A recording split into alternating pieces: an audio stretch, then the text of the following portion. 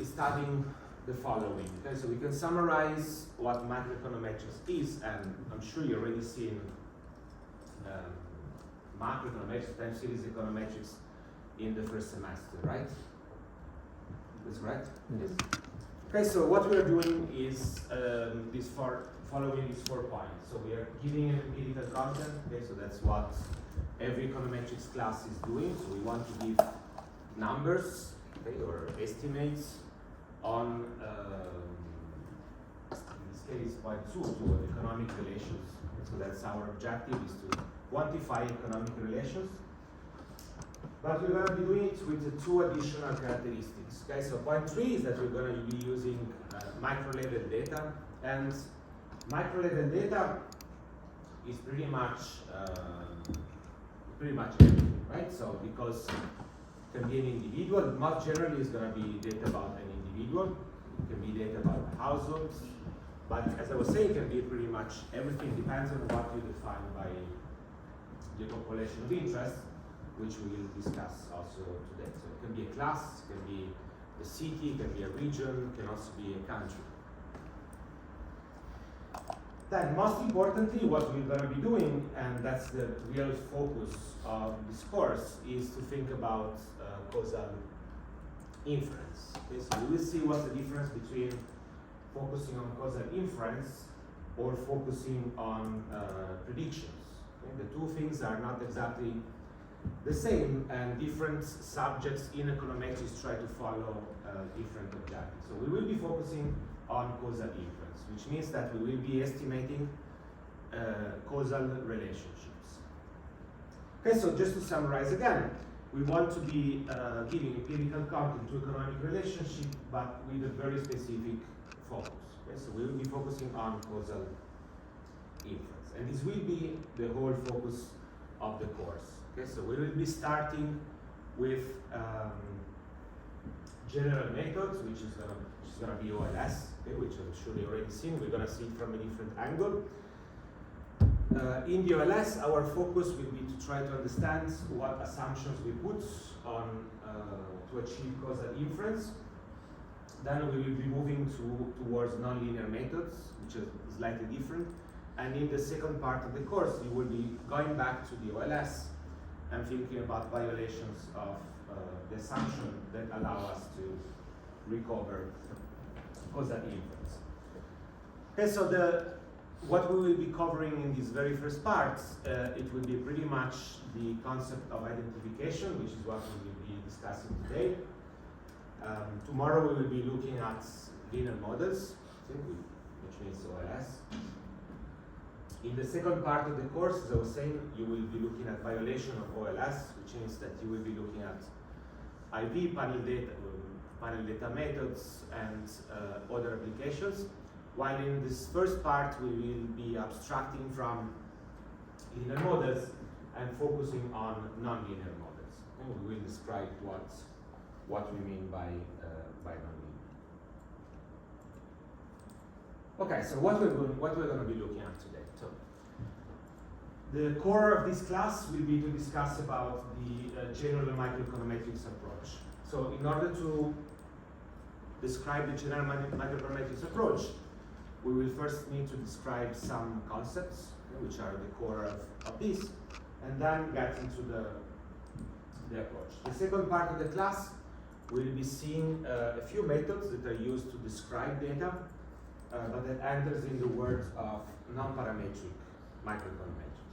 And we will see the difference between parametric and non-parametric econometrics. Do you have any idea what's the difference between parametric and non-parametric?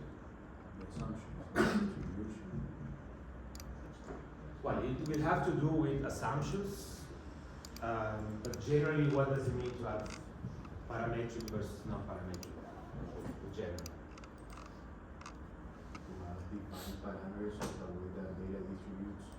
It's in that parameter. More or less. I was going to say, using parameters, but using no parameters.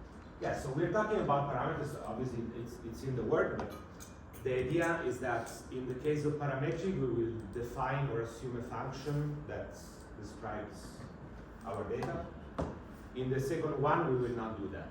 Okay? And we will see what's the difference into to these two methods. Now, obviously, non-parametric econometrics is a big word, but it turns out that this is what you use, what you might have been using in any statistical class, because the simplest example that we will see is the histogram. Okay? So histogram is an application of non-parametric econometrics. We will see why and how to use it. Okay, so before we start, we need to start asking a few questions about what are the concepts that we need to introduce that might be slightly different from other subjects. So the very first one, as I was saying, we have to think about causation versus correlation. Okay, so our objective will be to focus on causation, so we need to be able to identify the difference between the two and how, or in which cases, we cannot identify the difference between the two. The second question we will be focusing on is what is the population of interest, which will be important mostly for the second part of this first half of the course, when we are thinking about the concept of selection. Okay, so in other words, which is also point 3, in other words, we want to know what is the population we're studying. So it is the average population in a country, it is a subgroup of a country, it is a subgroup that has certain characteristics, or it is a subgroup that decides to be parts of the subgroup. Okay, so we will be discussing the idea of random sampling versus the idea of self-selection. Okay, just to give you a hint, random sampling is when you have a population and you pick people at random. Self-selection is the other extreme, where you have a population of interest, but you don't have a random sample. You instead have people that decide to be part of that sample. Okay? Simplest case is if you're focusing on if you want to study population, which includes everyone, kids, adults, retired individuals, but maybe you only have access to a labor force survey. Okay? Labor force survey might give you data only for the people who are working. Then in that case, you have a self-selection because individuals decide to work rather than being randomly selected into work. And finally, we will discuss quickly about the concept of identification. As we will see, identification is just answering the question, which is very similar to basic algebra. In econometrics, the idea of identification is if I have a model that I want to estimate, then the question you're asking is, do I have sufficient data, or am I able to identify, to estimate that model? And we will see some examples. Okay, so let's start by discussing the first concept, which is the idea of causation versus correlation. Okay, so the easiest way that is generally used is through these diagrams. Okay? These are generally called DAGs, okay? So directed acyclic graphs, and these are used to just depict very simply relationship between variables. Okay? So as I was saying, our objective is to measure relationship, economic relationship. So we want to measure or quantify relationship between two or more variables. So the easiest way to start with is to think about what is the relationship between those two variables. So in this case, we generally have a variable which is called the variable of interest, and an outcome variable. Okay, so outcome variables, generally indicated by y. Variable of interest can be indicated the way that you want. Okay, so sometimes it's x, sometimes it's d. We're gonna call it.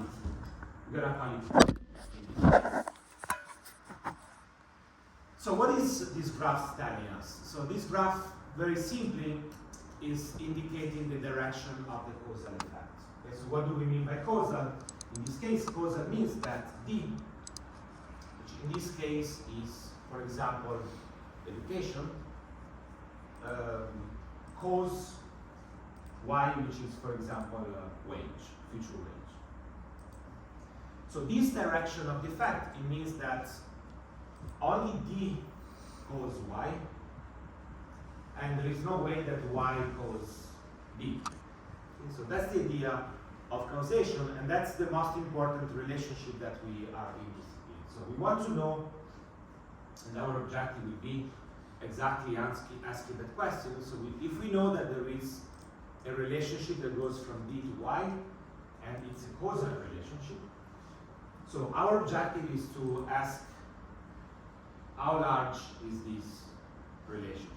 Okay, so if I increase d by 1, by how much y is going to increase as a consequence of the changing, Now, this is a very important concept that we are interested in, and what we will be doing throughout the course will be to try to recover this relationship. And so we are not interested in measuring correlations. And the idea of correlation is a case which is slightly different from this one, where the arrows is not unidirectional, but is bidirectional. What does it mean? Is that you're going to have correlation anytime that d cause y, okay? So education increase wage, but at the same time, for some reason, wage also increase education. And so in that case, our measures will be called correlation, because both variables cause each other, which means that both variables might be moving together or might be moving in the opposite directions, but they will be correlated. Okay, so let's make things a little bit more complicated. Obviously, this relationship in the real world never exists, okay, or almost never exists, which is why empirical research, at least in microeconometrics, is potentially more complex. Okay, so the reason why there is so much literature on identifying this is that this relationship do not exist in practice. So more generally, we have slightly more complicated relationships which are represented in this case. So this is a standard relationship between variables that we add x, which is called a confounder. Okay, so many times, if you have seen econometrics before, you heard the concept of control variable. Okay, so control variables are just dealing with confounders. Okay? That's the idea of control variable. So whenever you are adding a control into your equation, into your model, then implicitly what you're doing is to assume that your model is this one. Okay, so what does it mean? Having a confounder is a case in which d and y follows a causal relationship. Okay, so we have d and y here, but we have x. So this x is causing both. Okay, so x is causing d, d and y together. And that means that the relationship is slightly more complicated. Why is that the case? Because if I observe d and y only, so imagine that you observe only d and y,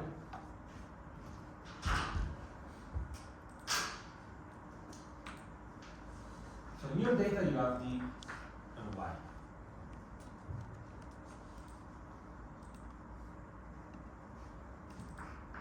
Maybe you observe x also.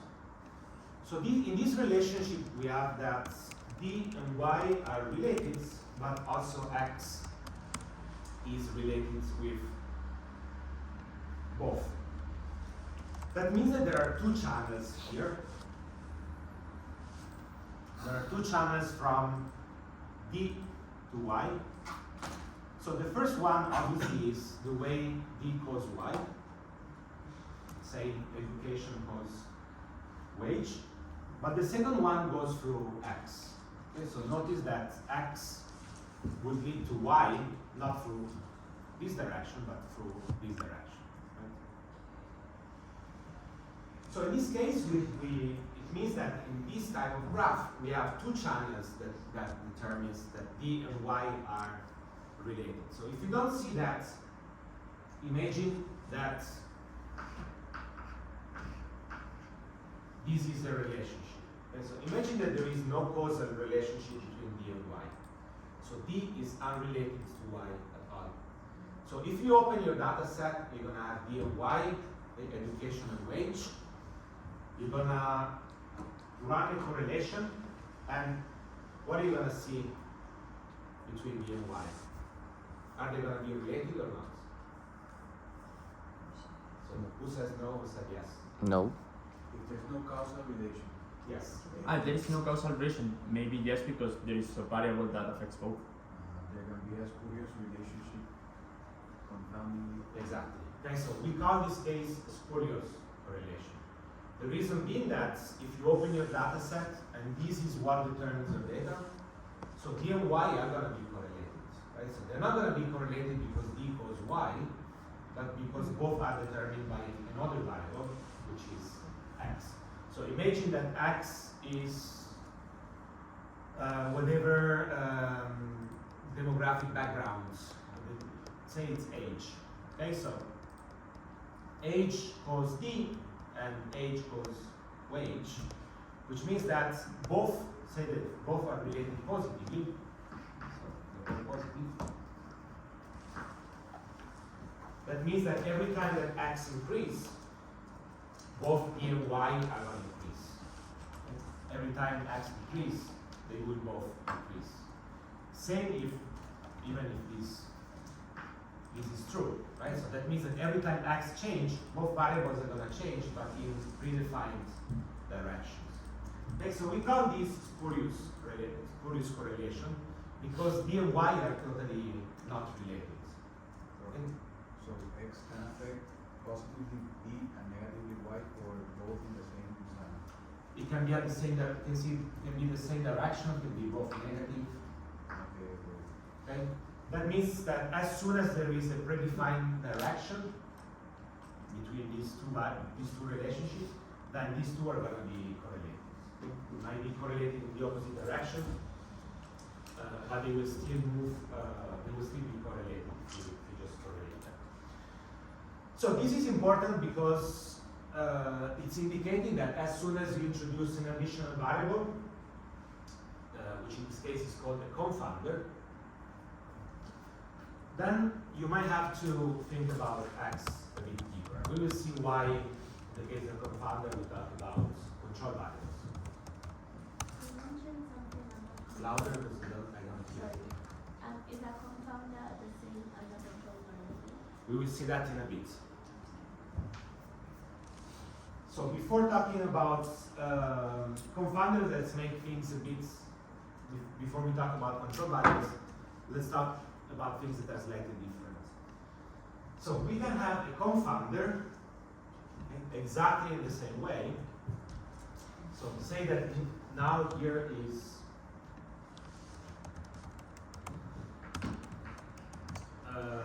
say it's IQ. IQ sometimes, or intelligence, or general intelligence. Something that you might not observe in your data. So in this case, you do have a variable very similar to a confounder, but is not observable. That means that the back channel, which again, this is called the backdoor path also, is exactly the same as the one of the confounder we observe here, but with a slight difference. Okay, so in this case, the dashed lines indicate that as a researcher, okay, so you are facing this problem, but there is a problem of observability, okay? And we will see what is the problem in this case. Now, as we will see in a bit, in most econometrics models, we're gonna call X a control variable, okay? And we're gonna call U an error term. Okay? That's what general econometrics is defined. But before we define that, we will see why we define control variables and error terms in linear models. It is important to go one step backward and think about why we are using these these relationships. Okay, so we have a third type of relationship, which is the one of a collider. Okay, so notice that the collider is slightly different, because in this case there is no x that cause both, but we just have an additional variable that is caused by both. Okay? So in this case, notice that there is still a backdoor path, but it's going in a slightly different direction. So also in the case of collider, we're going to have two directions between D and Y. So two channels that drives you from D to Y. But in this case, it's going to be slightly different, because X is not causing both, but is caused by both. So in this case, we say that the backdoor path is already closed. Okay? While in this case, we say it is open. Now, we're going to call this a bad control. Okay? We're going to see in a bit why is that the case. There is another type, and we're not going to be seeing yet, is the idea of mediator. You're going to see that when talking about instrumental variable, but think of the mediator as something that is a mix between this case and this case. Right? So mediator is going to be a variable that has one x going in one direction and the other x going in the other direction. Okay, so what to keep in mind? Every time I have a confounder, the backdoor path is open, which means that I'm going to have these two paths that generates a spurious correlation, which means that if I run any type of model, I might observe relation, I might estimate relationship even if they don't exist. But what is the other problem of this? Is that if I only have D and Y, and I look at the relationship between the two. Obviously, if I am in this case,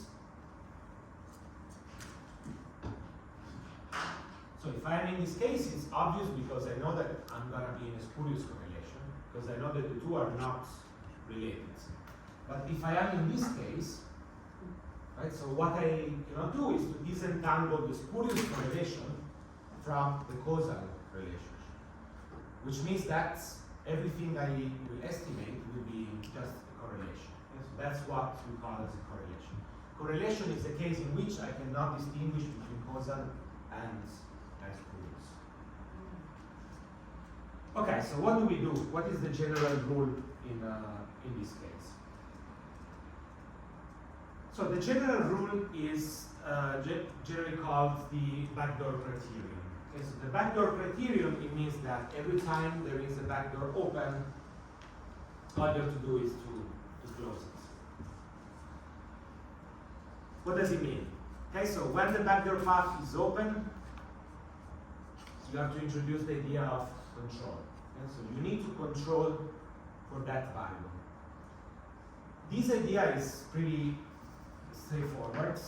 And so it means that if I have two type of doors, two channels that drive from D to Y, and I have this case here, then what I can do is to control for this channel, and everything left is going to be the causal relationship. That's the idea. In the case in which the backdoor path is already closed, which is the case of collider, then I should not reopen the backdoor path, which means I should not use it as a control, because it would reintroduce the problem.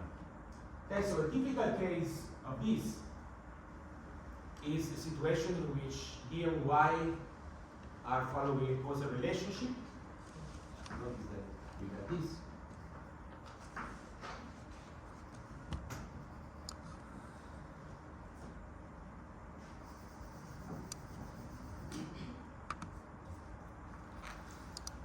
Okay, so imagine that this is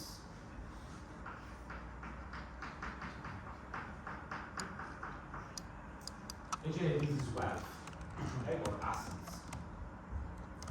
Now, education affects assets, and wage affects So in this case, we call this bad control. Okay? Bad control is something that you should not use as a control because it's to follow the backdoor criterion because it reopens the backdoor path. Okay? So in other words, you will be estimating, so if you look at the relationship between D and Y, you will be estimating a causal relationship. But if you add this as a control, then you are reintroducing potential spurious correlation. Right? So it's exactly the same idea. So this is the reason why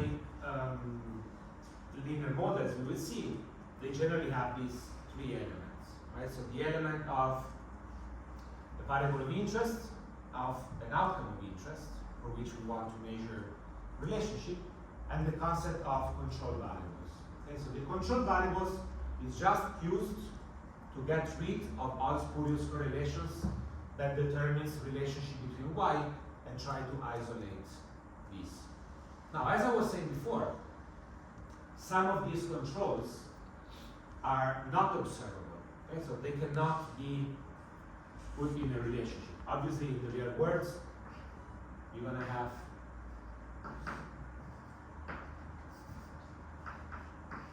something like this, right? So something that is more complex.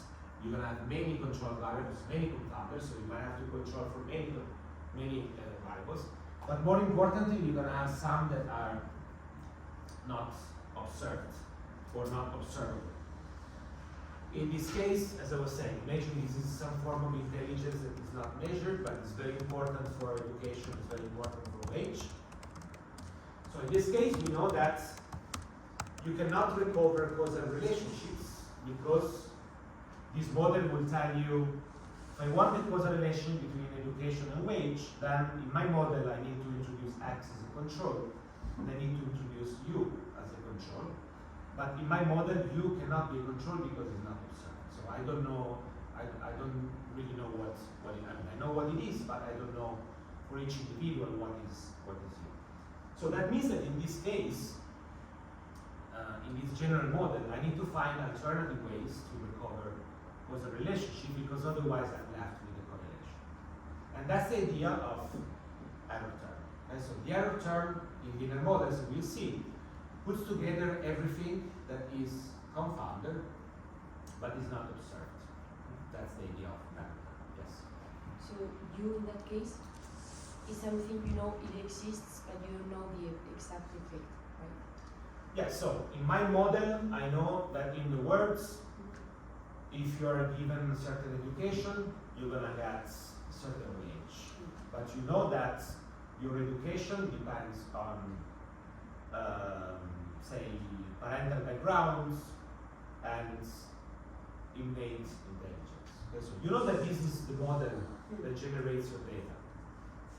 Now, what you don't know is that once you download your data set or you collect the data, this is what generates D and Y in theory, but in your data you don't have U. Okay, so that's the idea. You would like to have everything because you know that this is what generates the data, but you don't know what is U. Okay? Now, these are particularly important because every time you apply any empirical application, every time you ask yourself a research question, notice that any research question that follows microeconometrics follows this question here. Okay, so what is the effect of D on the line? So everything in microeconometrics, in applied microeconometrics research, always asks that specific research question. Okay, so if you open any paper you've seen recently, you read the abstract, they will all have this type of relationship. Okay, so what is the effect of changing D on Y? And when we're talking about effect, what is the effect? We are always thinking about causal relationships. Okay, so not correlations. You will see that in papers, language is very important, as I was saying.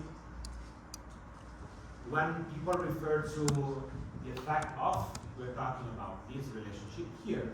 When we say that two variables are associated, okay, we are referring to the case in which the relationship is not like this one, but is perhaps a correlational association or relationship.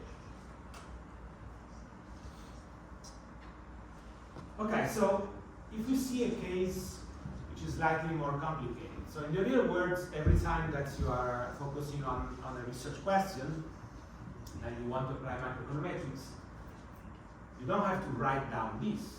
So nobody writes down this, but in your thinking, you will have to think about this almost in an automatic way, because every time you ask that question, you have to ask what relationship I am trying to estimate and what controls, if any, I need. And you have to be careful to use good controls versus not using bad controls. Because we know that good controls get rid of spurious correlation, bad controls reintroduce correlation in those relationships. Now this is a very simple example. We are looking exactly the same. Okay? So we are interested into a causal relationship between B and Y. Okay? So education and wage or income. Now you see that here you have a slightly more complicated relationship. Okay? So you're going to have that parental education enters into this relationship. Okay? So how does it enter? So sorry, first we have family income enters this relationship. So family income determines education and determines your income. Okay? That's a straightforward relationship. You know, if your household is richer, obviously you're also gonna be most probably you're also gonna be richer. Now, second variable is parental education. Okay, so parental education is kind of one step backwards into this relationship. Okay, so is this relationship for parents, pretty much this relationship there. And we know that parental education has a direct effect on parental income or family income, which means that I can go from here, okay, income, and determine Y. But parental education also has a direct effect on D and a direct effect on I, okay, on family income. Now you have some additional characteristics which are background characteristics or background factors, which in this case, as you can see, is not observed. So how many channels here you have that determines B and Y in this relationship here? The first one is the most important one, right? So is the causal relationship. So D and Y are related directly. Okay, so that's the main channel we are interested in. But if you look at everything else, there's going to be many more channels. Right? In particular, there are 3 more channels. Right? So the first one is what we just seen before as a confounder. I is a confounder. You see that I follows exactly the structure we've seen before. So you can go from I dy, but you can also go from I to Y. So if you go back to the graph on confounder, you see that the backdoor path is still there. So I, in that case, works exactly as a confounder. When you think of a confounder, always think of the idea we were discussing before, of spurious correlation. What does it mean? It means that if this relationship here did not exist, then D and Y will still be related because of I. That's the idea of backdoor path. But for the backdoor path one, the arrow shouldn't be to the other side. Y to Yes, you're right. You're right. The arrows are not they're not correct. There should be some arrows inverted. Is a typo I forgot to fix. So the first backdoor path is through I. Now, the second backdoor path goes through PE. Okay, so what does it mean? That if I change PE, and there is no direct relationship between D and Y, we will still, Change through one. exactly, we will still have a relationship between D and Y, which will be spurious. Okay, so again, imagine that there is no such a relationship here. There's D and Y are totally separated. If I change PE, notice that PE will influence D directly, but will also influence Y through I. It means that again, there will be a spurious correlation just caused by PE, even if there is no relationship between D and Y. So if you just take these three variables, you see that the relationship between D and Y, empirical relationship between D and Y, is already complicated, right? Because I have a causal relationship, then I have a relationship that goes through I, and I have a relationship that goes through PE. Now, additionally, there is another one, which is the one going through B. The reason being that B determines D, okay, but at the same time it determines Y through this channel. And notice that they also influence D through two possible channels. And so one is direct, and one is through PE, right? So B change PE, P change D. Let's suppose that there is no line between B and D, but still B affects D indirectly through PE. That would also be a confounder or not?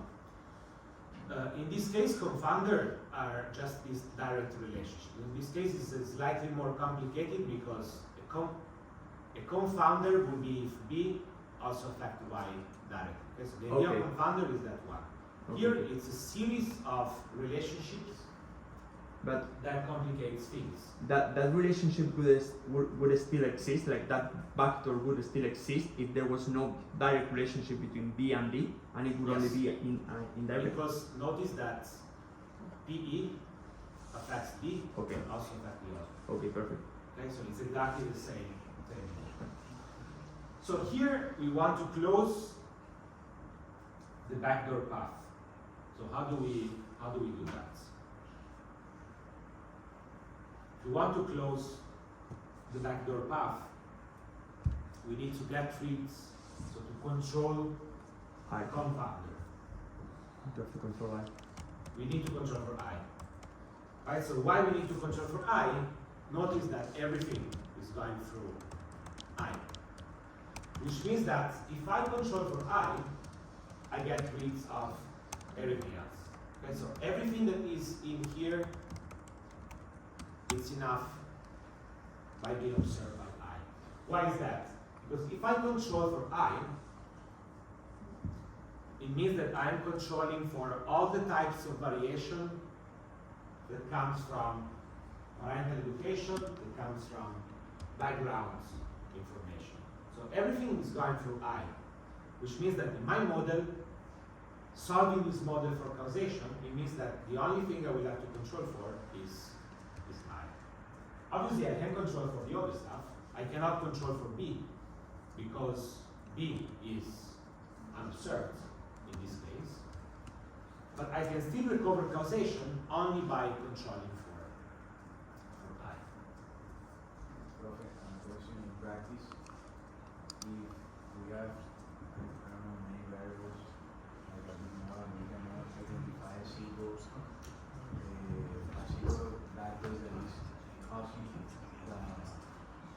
the other ones, how do we do? Do we have to take like different, so close different factors? Yeah. So we will see that when we're looking at linear models. Okay, so in linear models, you have to think about spatial violation. We discuss what it means to violate. But say that you are in a very complex models with many variables and you want to close the backdoor path. So everything you will have to think of, and we will discuss this in more detail in the linear model, but you will have to think about what determines this relationship. So what determines E and Y that is not directly observed by D and Y. So in this case, think about, these are not chosen randomly, right? So think of education being causing wage, but then you have to think about that relationship being determined by all this stuff. Right? So as you were saying, this case, family income, parental education, background factors. So in this case, controlling for PE wouldn't make any sense. Controlling for PE, That's observable, right? So, it would make sense, but then you would not close every path, right? Because you would not have family income. In this model, I mean, not all the models, this is just an example, right? So in practice, as you were saying, yeah, maybe PE is already capturing a lot of I. Say that PE is 99% correlated with I. Then controlling for PE or I is going to be the same that's thing. kind of my translate. Right? So it's going to be exactly the same thing. So in practice, it's not straightforward to think about all these models, but what you will have to think of is think of variables that get rid of spurious correlation. That's the way in practice you will have to think of. Think of those that get rid unobserved spurious correlation, the generally the error term, and you know that one you can have control. But also think of those that introduce correlation. In this case, and this is probably a bad example, there's a family income is generally a bad control. Generally a bad control because it's picking up decisions. So generally when you think about of a good control, and we will go back on that because in the linear model we'll discuss a bit more what it means to be spurious and non-spurious, but you should think of things that are somehow exogenous. Okay? Something that is not determined by you. Okay, so that's why most of the controls are demographics. Okay, so where you're born, your age. Okay, so these are things that you don't choose. So things that are predetermined, which means that these are things that in particular are not going to be introducing relationships that are not observed. We're going to go back a bit more in detail on this on the linear model to understand what we want to use as a control, not control. Okay. In the linear model, as we will see, correlation or not correlation will be called violation of the orthogonality assumption. We're going to see in detail what it means. And it's going to guide us on what controls I should use and not use. But the general idea is always think of using as a control because I want to get rid of spurious correlations. And how do we know if we have closed all the vectors with a normal distribution of the error in the model? Or we can have a model with a normally distributed error and still So let's not complicate things yet. So you're thinking about let's do a step forward. You're thinking about the linear model. Okay? We are not there yet. This is just one type of models we're going to see, which is the linear model has some assumptions. But we are not there. I mean, here I did not say that this relationship between D and Y, D, sorry, is determined by this. And so this is a way to assume, and in particular, what is this telling me? Well, every time I write this regression, which I'm sure you're most familiar with, what I'm saying is that D and Y are related in this way. Okay, so alpha plus beta D. That's a way to quantify that relationship, which in the OLS will be causal. Okay, so OLS is giving us alpha and beta, and the objective of the OLS is to make sure that alpha and beta will determine this causal relationship. Okay, so in the linear model, our objective is exactly to quantify this. And the way we quantify, we're going to say that when D change, say that D increased by 1, okay, so this is 1, then Y is going to change by alpha plus beta multiplied by 1. That's the idea of the OLS. But this is a very particular model that we will see what problems encounters. Most of the problems are going to be related to U. So without making any assumptions on U, U in the linear model includes everything else that is not observed. Now, if we are in this simple model here,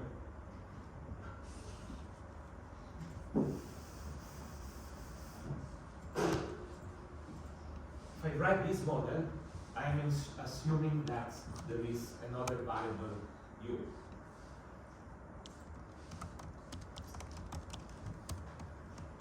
So just to give you ideas, what do I need from U in order to interpret this as causal in the OLS? What would be the OLS? So it's uncorrelated with the Yeah, this is an assumption, but more intuitively, what arrows would you see there? So I need to draw arrows. You have two options, there are many options. It can be this and be this.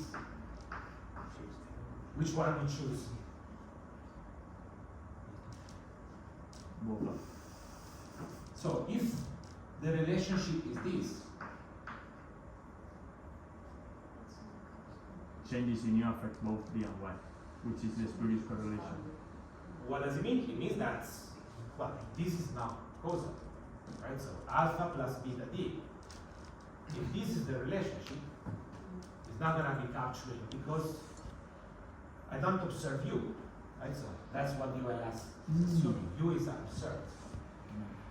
So that means that in this case, this is gonna include a spurious correlation, which means that this relationship here is only correlation. It's not So causal. the OLS assumes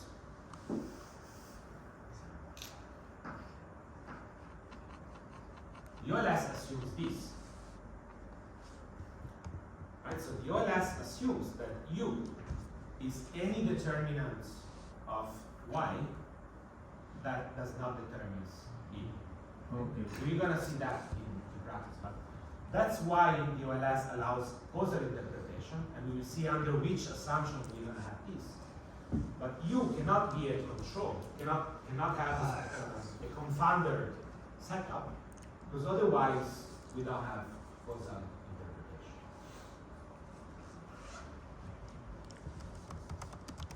Right, so that's the standard assumption on U. So that means that in the OLS, if we're going to think about causation, all you have to do is thinking about the following. Is U respecting this structure? Okay? We're going to call about this validity of the orthogonality assumption, or as you were saying, we're going to have to check if U is correlated with D. We're going to ask what is the relationship between U and D. And as you were saying, the orthogonality assumption we see is telling us that we need U to be uncorrelated with D, which means that U does not determine D. So that's the assumption in the OLS. But then what does it mean here? It means that here, let's say gamma X, you have to think about all those controls that are confounders. Okay, so those characteristics that determines both. Determines D and determines Y. We have to add these controls up to the point in which U only determines Y. That's the idea of control selection in the linear model. Okay, so in practice, things are going to be more simpler than this once we introduce the idea of orthogonality, but the basic concept is always the same. So we are interested in this relationship, but you have to think about other relationships. The OLS, as I was saying, it's a specific case that makes certain assumptions about confounders.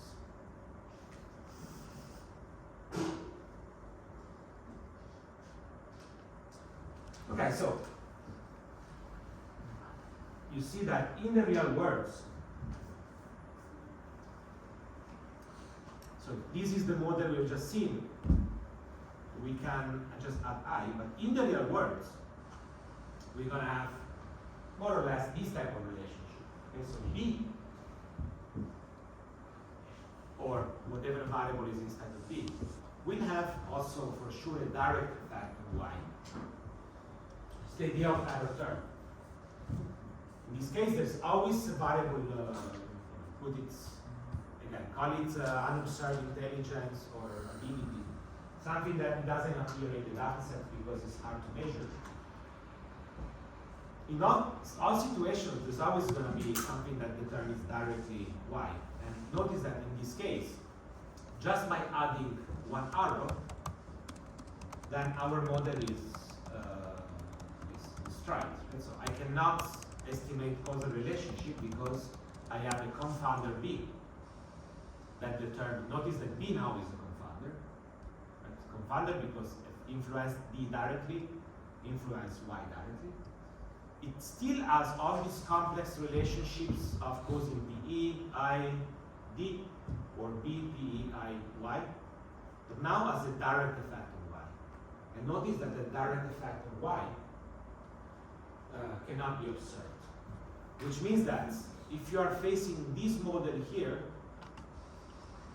B will always be parts of the error term, which means something I cannot observe, but it will be causing B.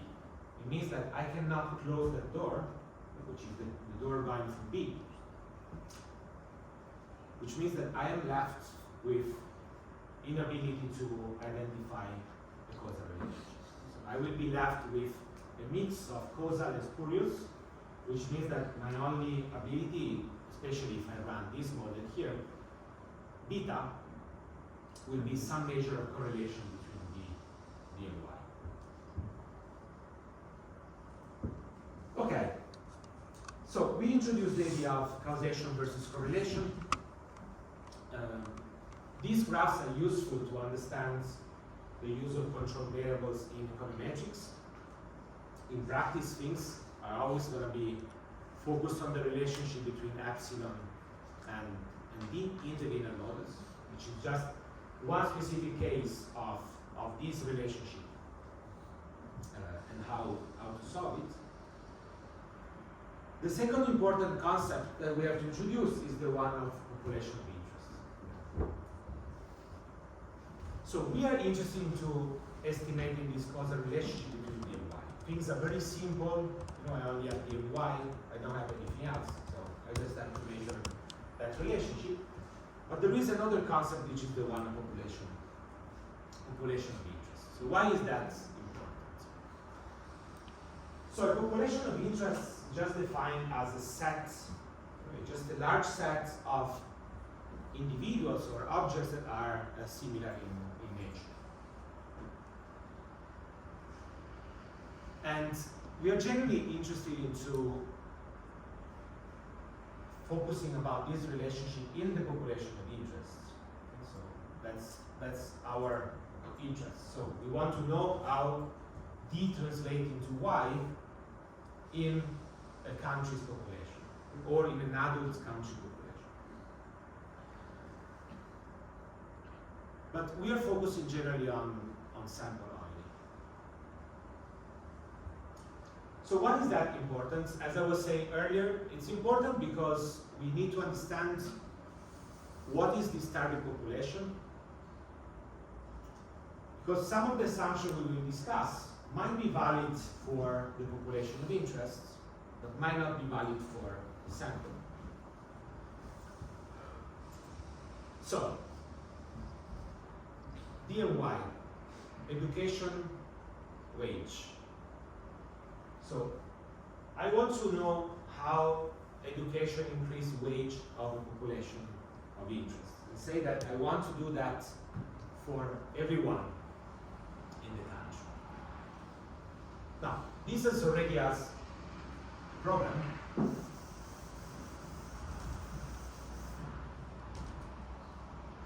Because some people are too young, right, to have education. So we have to exclude kids because obviously there's, if you, in the data set, you will probably have education to be 0 or to have changing every year. At the same time, you will not have wage, right, because those do not work. Now, even if you focus on the adult population, right, so if this is wage, a large percentage of the adult population do not work, and so do not have wage. Now, this is the reason why sometimes, okay, so if you go back in time, or if you focus on more like in poorer settings, poorer countries, that's why this relationship is always estimated on the male population, not on the female population. And the reason being that if you're interested into this relationship into a population of interest, which says that these are people that are older than, say, 21 years old. So I want to know if people got more education, they have better wage. Now, if there is a large part of this that do not work, so if this is not working,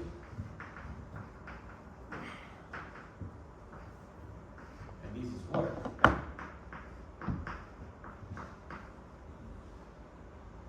then I need to know what I'm actually estimating here.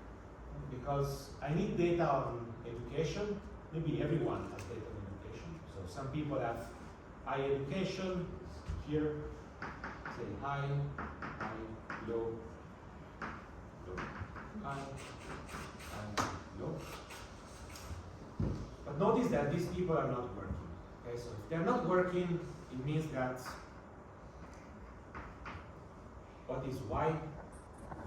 So what is wage in that case? 0.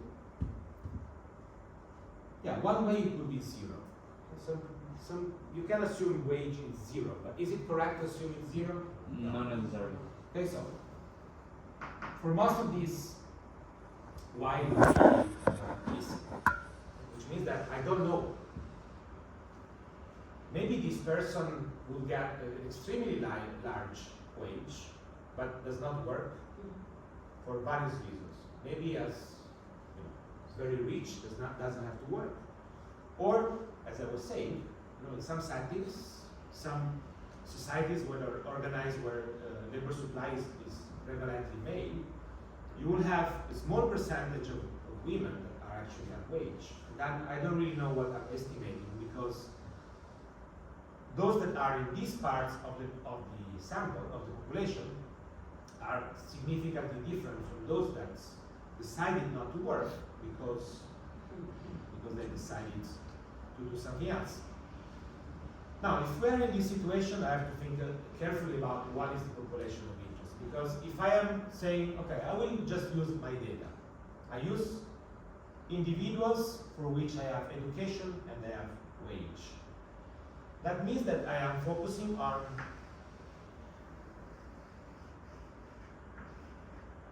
these parts and I am excluding this part.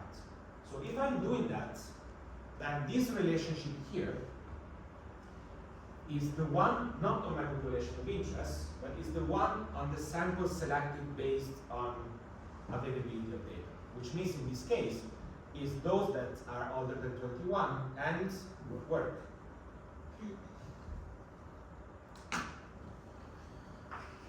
Now, if you're a policymaker, right, your interest is estimating this relationship because you want to know whether I should spend more money in increasing education. Because I expect that this is going to increase GDP, okay, for example. Then, should I just use this and forget about the rest? Or should I try to think about the rest too? Okay? Obviously, it depends on how big it is.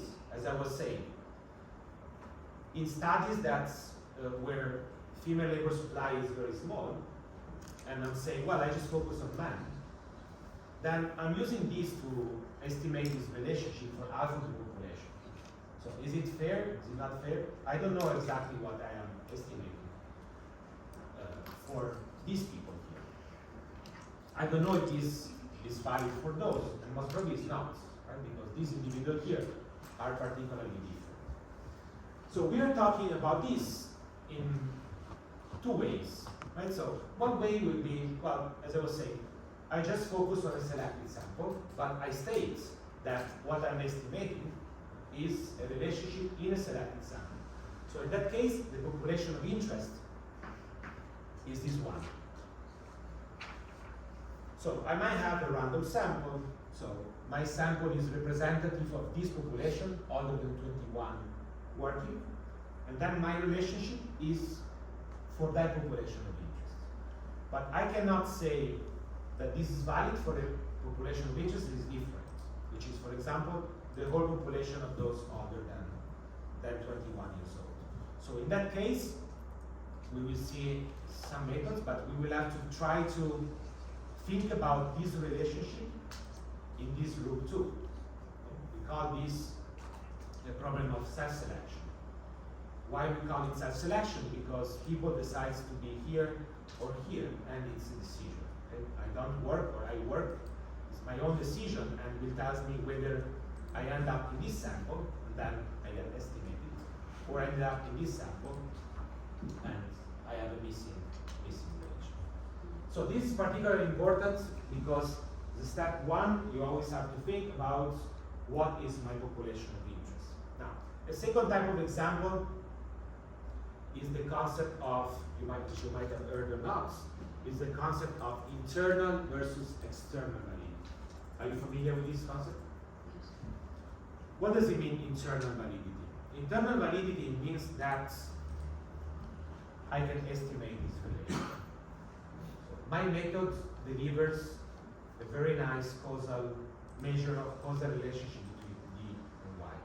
Internal validity means my model, so I am able to estimate what I say I want to estimate, which in this case is a causal relationship between D and Y. I know what alpha is, I know what beta is. I don't have this problem here. Everybody works. Like endogenoous. What do you mean? Isn't that the same as being endogenoous, the variable one? So the idea of endogeneity, exogeneity, we will introduce it in the linear model, is the idea of correlation with the other term. So it's something different. In this case, we are back into our models, and we assume that we can recover the causal relationship. That's called internal validity. So as I was saying moments ago, I don't have a problem with sampling. So my population of interest is fully available. I have data for everyone. Everybody works in the country, so no issues. I recover this. This is called internal validity. Now, external validity is whether I can use this to extrapolate information for other individuals. Say, this is Spain. Can I have very good internal validity, so I estimate this relationship for Spain, but can I say something about Germany? Okay, so that's external validity. So if I can, then my model, my estimate is good in terms of external validity. If not, it's good internally, but it's not good externally. So why this is important? This is important because sometimes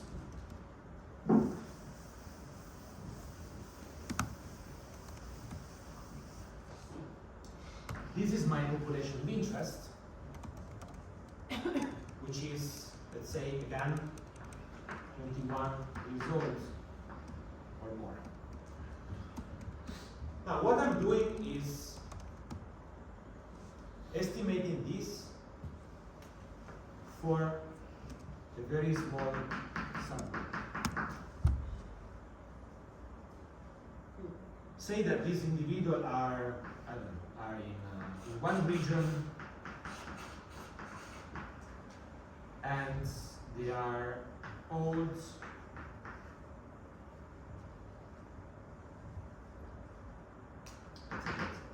It's a very specific group. Now, notice that here the idea of internal and external validity is slightly different, right? So, because imagine that I can recover this relationship causal for this group, which is a very small group relative to the rest of the population. So, is this model good internally, but it's not good externally? What does it mean? It means that if I estimate this relationship for this group, and my population of interest is this one, then I'm very good internally because I can recover the causal relationship, but I'm not very good externally because what I learned about this group is not applicable to the rest of the population of interest. So this concept is particularly important. You will see later in the course that this might be important for experiments and for social experiments, because generally social experiments are performed on a very small specific sample. So the idea of internal and externally valid is important exactly for this reason. So I'm good at recovering this relationship, but what does it mean to know about that relationship? Can I export my knowledge to other individuals, or is just something that I know for a very specific group?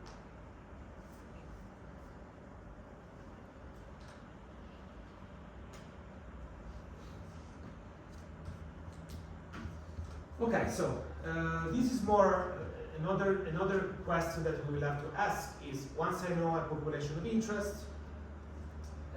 what type of data I have? And this will be particularly important for the model I choose. Okay, so this is another question I need to ask before I start any application. This is straightforward, but it's going to be very important for the methodologies. In the first part of the course, my part, we will only see the case of cross-sectional information. Okay, so cross-sectional information is one in which my population of interest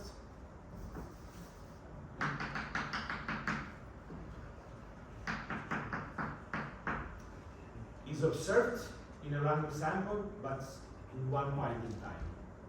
Okay, so we call that cross-section. Now, a second type of data is the case of longitudinal, which is the other extreme. Okay? The extreme is that I observe this at t,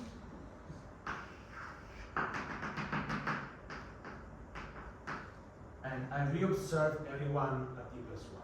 Okay, so that means that each individual, okay, so call it this individual I, is observed at least 2 times, 2 points in time. That, of course, panel data is when you have multiple points in time, but I need at least 2 points in time. I have somewhere in between, which is most used than panel data or longitudinal data, which are repeated cross-sections. Okay, so repeated cross-section is the case in which random sample from the same population of interest is observed at 2 points in time, but it's different people. This is generally happening in household surveys. Okay, so country run a household survey every year, runs a sample, then maybe after 2 years, they don't look for the same people, but they rerun a random sample from the population of interest. Okay, so we call that repeated cross-section. So every time you're going to be focusing on longitudinal methods, you will be using either repeated cross-section or panel data. In the first part, we will be dealing only with cross-sectional data. Okay, so we will be recovering causal relationships between variables by observing individuals once only.